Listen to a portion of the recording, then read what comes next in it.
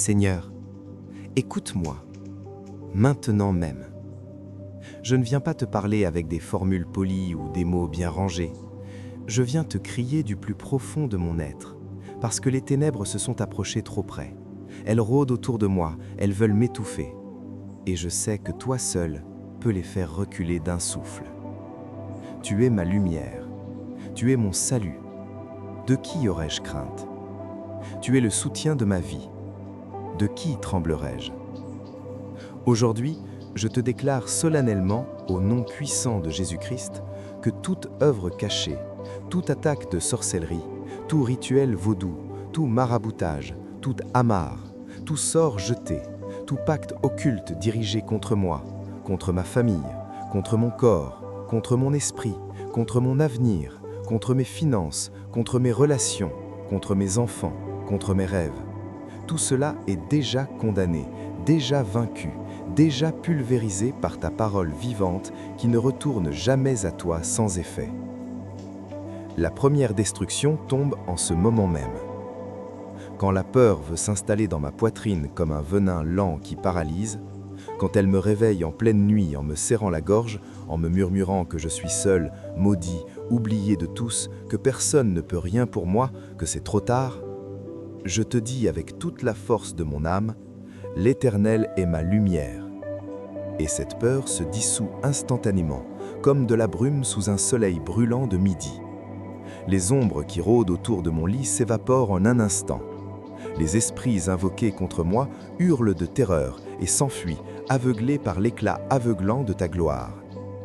Je refuse la peur, je la chasse, je choisis ta lumière. Dès maintenant. Et cette lumière ne s'éteint pas. Elle grandit. Elle consume tout ce qui est caché dans l'obscurité. La deuxième destruction tombe en ce moment même. Quand les méchants s'avancent pour me dévorer, quand les ennemis visibles ou invisibles se lèvent contre moi, quand des langues jalouses ont payé un sorcier, un marabout, un prêtre vaudou, un bokor pour lancer un sort sur mon travail, sur ma santé, sur mon mariage, sur mes enfants, sur mes projets, quand ils ont écrit mon nom sur un papier, l'ont attaché à une poupée, l'ont enterré dans un cimetière ou l'ont jeté dans une rivière avec des incantations, je te déclare, mes adversaires chancellent et tombent. Leurs travaux se retournent contre eux comme un boomerang de feu vivant. Les démons qu'ils ont appelés et payés se rebellent contre leurs maîtres, les tourmentent, les accablent. Je n'ai pas besoin de riposter dans la chair. Je n'ai pas besoin de chercher vengeance.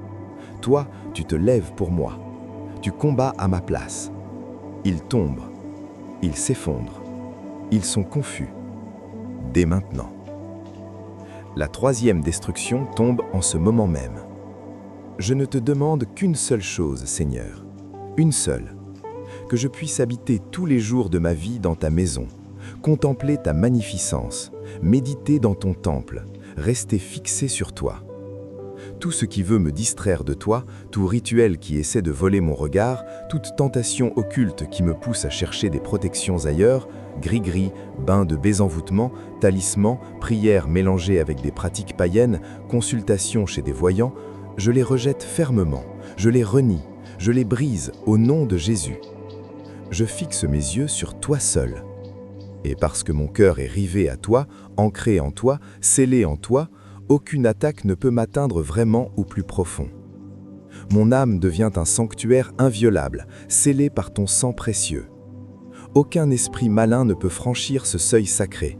Aucun sort ne peut y pénétrer. Aucune malédiction ne peut y adhérer. Dès maintenant. La quatrième destruction tombe en ce moment même. Quand le jour du malheur, quand les ennemis m'encerclent de toutes parts, quand les coups arrivent simultanément du travail, de la famille, de la santé, des finances, des relations, des rêves brisés, quand ils veulent m'asphyxier, me faire plier, me faire capituler, me faire douter de ton amour, tu me caches dans ton tabernacle. Tu me gardes sous l'abri secret de ta tente. Tu m'élèves sur un rocher solide, inébranlable. Ma tête s'élève au-dessus de tous ceux qui m'entourent, au-dessus de toutes les attaques, au-dessus de toutes les menaces. Dans le domaine spirituel, je vois leurs autels se fissurer comme du verre sous la pression, leurs incantations s'éteindre dans leur gorge comme une flamme privée d'air, les prêtres et marabouts tombés de genoux, impuissants, terrorisés. Je ne combats plus avec mes propres forces épuisées. Je contemple ta beauté, je contemple ta gloire. Et pendant que je contemple, les ténèbres se désintègrent autour de moi comme de la cendre qu'emportée par un vent violent. Dès maintenant. La 5e destruction tombe en ce moment même. Quand ma voix semble ne plus pouvoir monter jusqu'à toi, quand un mur épais, opaque de silence s'est dressé entre nous, quand je crie et que je n'entends que le vide, que l'écho de ma propre détresse, quand on me fait croire que tu ne m'entends plus, que le ciel est fermé à double tour, que je suis abandonné pour de bon, écoute, Éternel, écoute ma voix quand je crie à toi. Aie pitié de moi et réponds-moi. Déchire ce voile de fumée noire que les rituels ont tissé autour de moi depuis des mois ou des années. Fais entrer ta lumière éclatante, pénétrante, irrésistible. Fais-moi ressentir ta présence si proche, si réelle, si chaude, que mes poussins frissonnent et que mes larmes deviennent des larmes de reconnaissance et de joie. Les esprits qui bloquaient mes prières sont obligés de lâcher prise, de reculer, de fuir. Le silence se transforme en conversation intime, profonde, personnelle. Tu me parles, tu me réponds. Ta voix traverse les barrières. Ta voix me touche au plus profond. Dès maintenant. Seigneur, je continue à te parler parce que la bataille est rude, mais ta victoire est déjà écrite. Je poursuis cette prière avec toi parce que je sais que tu m'écoutes, que tu agis, que tu intercèdes en ce moment même. Même si mon père et ma mère m'abandonnaient, même si toute ma lignée familiale se retournait contre moi dans la jalousie ou la rancune, même si des malédictions ont été prononcées sur mon sang, sur mon héritage, par des paroles de colère lancées dans la chaleur d'une dispute, par des serments de vengeance murmurés dans le secret, même si des ancêtres ont été appelés et invoqués lors de cérémonies nocturnes, de sacrifices au bord de l'eau, dans des forêts sacrées ou des cimetières oubliés, pour me lier, pour me bloquer, pour me faire porter le poids de dettes spirituelles qui ne m'appartiennent pas, toi, Éternel, toi mon Dieu, tu me recueilles. Tu me prends dans tes bras comme un père recueille l'enfant perdu au milieu de la tempête, tremblant de froid et de peur. Les liens occultes qui m'entravaient depuis des années, depuis des générations, se rompent net, comme des cordes pourries sous un feu dévorant qui ne laisse rien derrière lui. Les chaînes transmises par le sang, de grands-parents à parents, de parents à enfants, sont annulées, effacées, pulvérisées par ton sang versé sur la croix. Ce sang qui parle encore plus fort que tout sang versé dans les ténèbres, ce sang qui crie miséricorde et victoire.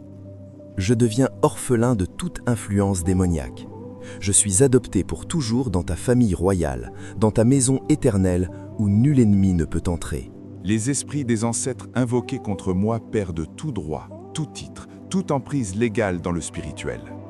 Les malédictions générationnelles s'arrêtent ici, net, définitivement, irrévocablement. Je suis libre, libre à 100%, libre pour toujours, libre de respirer, libre de rêver, libre d'avancer sans ce poids invisible qui m'écrasait. Dès maintenant. La 7e destruction, la plus puissante, la plus décisive, celle qui scelle tout le reste, tombe en ce moment même. Quand tout semble perdu, quand l'attente est devenue si longue qu'elle pèse comme une montagne écrasante sur mes épaules, qu'elle me coupe le souffle, qu'elle me fait douter de ta fidélité, quand le découragement murmure sans relâche à mon oreille que j'ai prié pour rien, que rien ne bouge, que les portes restent fermées à double tour, que les miracles sont réservés aux autres, que je devrais abandonner, lâcher prise, me résigner à une vie diminuée. Je te dis avec une foi brute, sans filtre, sans compromis, sans une once de doute résiduel.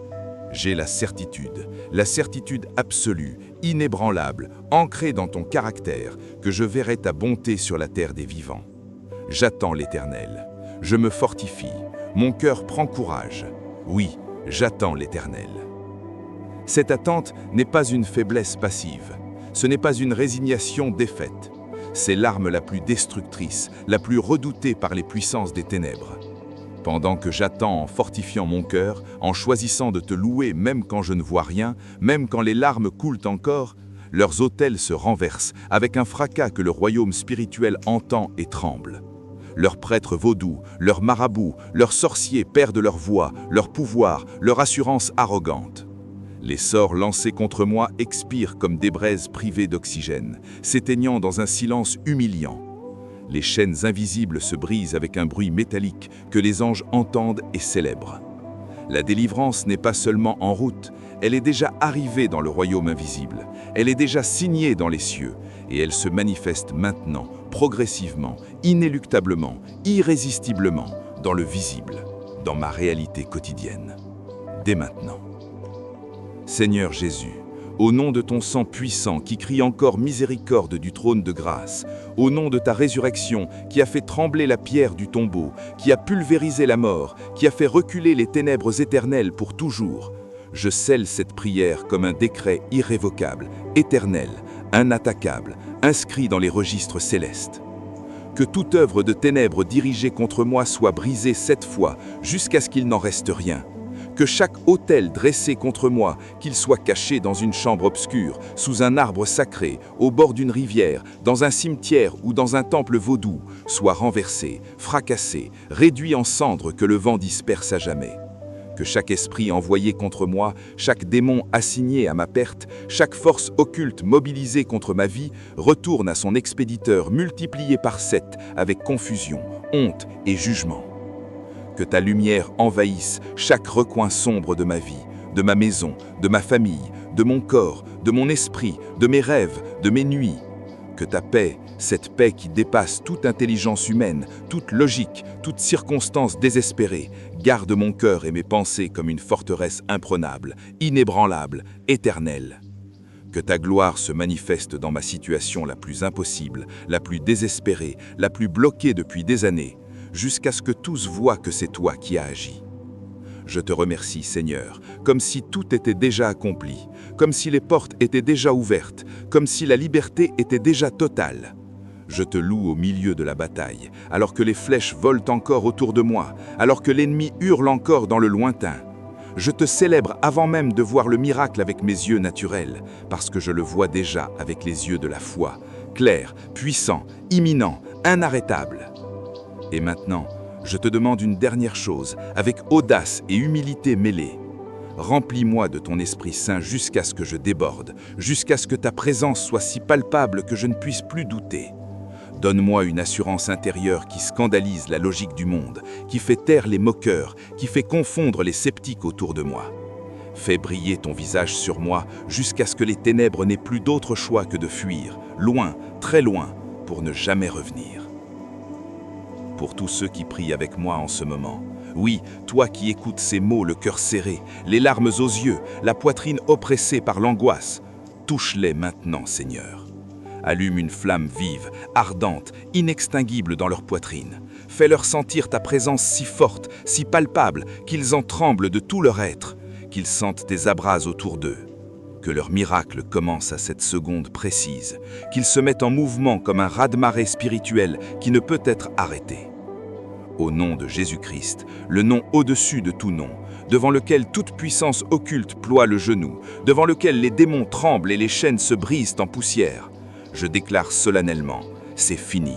Les 7 destructions sont actives, les ténèbres reculent, la lumière triomphe, la victoire est scellée. Amen. Amen. Amen. Respire profondément. Laisse ces mots continuer à résonner dans ton esprit, dans ton cœur, dans ton âme comme un écho qui ne s'éteint jamais. Sache avec certitude que dès l'instant où tu as prié avec moi, ou même où tu as écouté ces paroles avec foi ouverte, 7 brèches sont été ouvertes dans le camp ennemi. Les sorts sont annulés, les autels sont effondrés, les esprits ont fui en désordre. Les portes qui étaient fermées à double tour s'ouvrent lentement mais sûrement, une à une. Reviens à cette prière tous les jours. Déclare le psaume 27 à voix haute chaque matin au réveil, comme un cri de guerre qui annonce la victoire avant même que le jour ne commence. Murmure-le quand la nuit devient oppressante, quand le doute frappe à la porte comme un vieil ennemi. Écris les versets sur un papier que tu gardes près de ton billot, sous ton oreiller, dans ta poche, sur ton bureau. Affiche-les sur ton téléphone, sur ton miroir, partout où tes yeux se posent. Fais-en ton cri de guerre quotidien, ton bouclier invincible, ton épée qui ne s'émousse jamais, ton arme qui ne rate jamais sa cible. parce que le Dieu qui a inspiré David à écrire ces mots dans la grotte d'Adulam, poursuivi de la mort et encerclé par des ennemis sans pitié, est le même Dieu qui t'entend en ce moment précis, à Cotonou ou autre part sur cette terre. Il n'a pas changé, il n'est pas fatigué, il n'est pas sourd à ton cri, et il n'a absolument pas fini d'écrire ton histoire, une histoire de gloire, de délivrance, de témoignage. La lumière a déjà gagné, les ténèbres sont déjà vaincues. Lève-toi maintenant, essuie tes larmes, redresse les épaules, marche comme quelqu'un qui sait que le roi des rois a déjà répondu, que les anges ont déjà été déployés, que les ordres ont déjà été donnés dans les lieux célestes. Il est avec toi, il combat pour toi, il intercède pour toi, et il n'a pas dit son dernier mot. Amen. Amen. Amen.